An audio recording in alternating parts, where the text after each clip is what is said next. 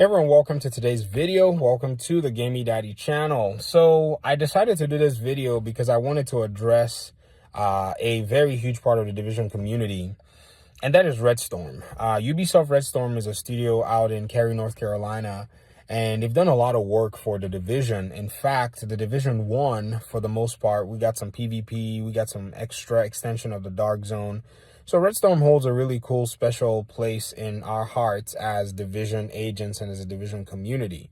So I wanted to make this video just to say something to Redstorm. Now, Heartland is in production. Now, there's also been an alpha test. There's also going to be another one coming. And there is something that I feel may be necessary for us to be able to get this interesting side of Heartland. So, first of all, Ubisoft is making these business decisions. They've taken the Tom Clancy concept and they're trying to make these first-person shooters all over the place, right? They took, we have X-Defiant. We have now the new Ghost Recon Frontline. And I think they wanted to use some recognizable naming conventions so that people, when they try to engage these games, they can say, oh, it's a Tom Clancy game. Fine. As long as they can continue to keep the core concept for the audience members, I strongly believe that Redstorm needs to take this one step. They need to literally go ahead and take the opportunity to make Heartland as close to and as similar to the Division 1 as they possibly can. Now, why do I say so?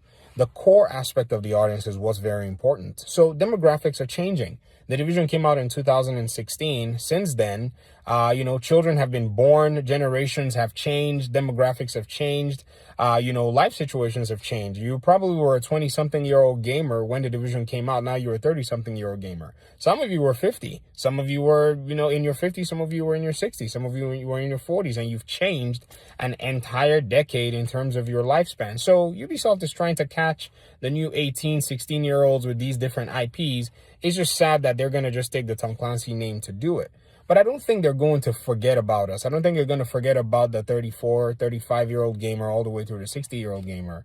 And so that's why I think games like Heartland, and that's why I think even the new Ghost Recon DLC is even existing, and they announced it very close together. If you notice, Heartland was first kind of announced, Alpha, then X-Defiant. So people could say, well, I don't want X-Defiant, I want Heartland.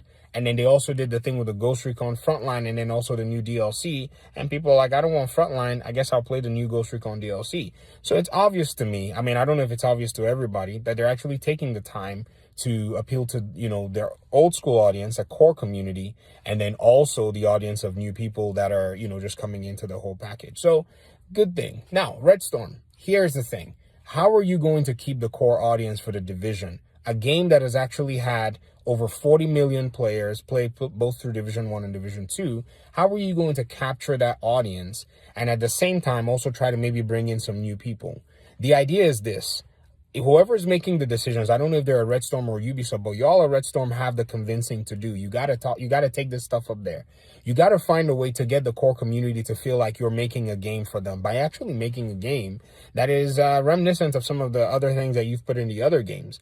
And at the same time, you got to keep things fresh enough. It's a huge challenge, and I know devs probably love hearing YouTubers tell them exactly what to do.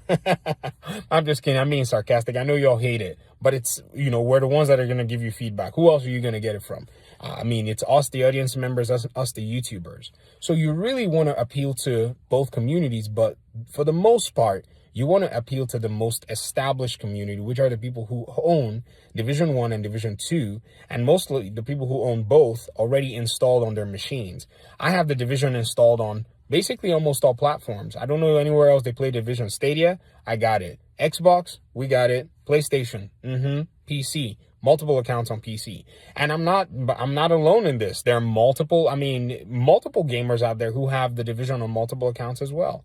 It is us that you will probably have to develop Heartland for on the basic level. So you find out those things that really make us buy Division games, that really make us play Division games.